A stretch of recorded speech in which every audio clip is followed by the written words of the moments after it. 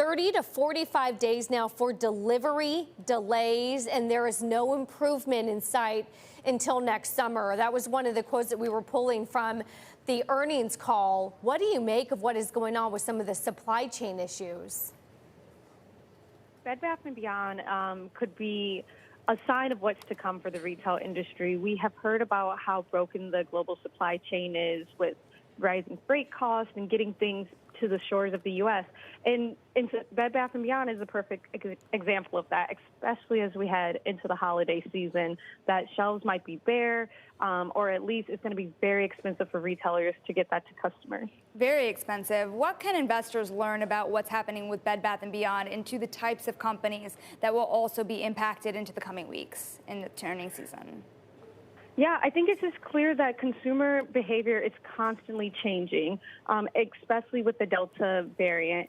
Bed Bath & Beyond, they're one of the few retailers right now that have released like what has happened in the month of August, and that's what you see in this report.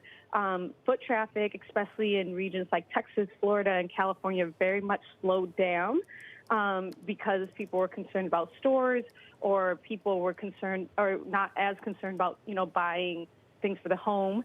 And so as investors in the retail space think about it, you have to constantly think about other metrics to look at because this environment is nowhere close to normalized. Nowhere close to normalized, and it raises a lot of questions here, Jordyn, about which retailers, if any, have the ability to absorb higher costs, whether it's the freight costs, the supply chain costs, wage costs as well here.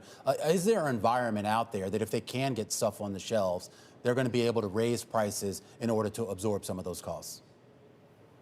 In some cases, yes. But most of the analysts I've spoken to have said these costs will hit consumers at a certain point because even today, the Bed Bath & Beyond CEO, he said that all of the higher costs, when you consider freight, when you consider this inflation, it outpaced all of the efforts that they had to counter them.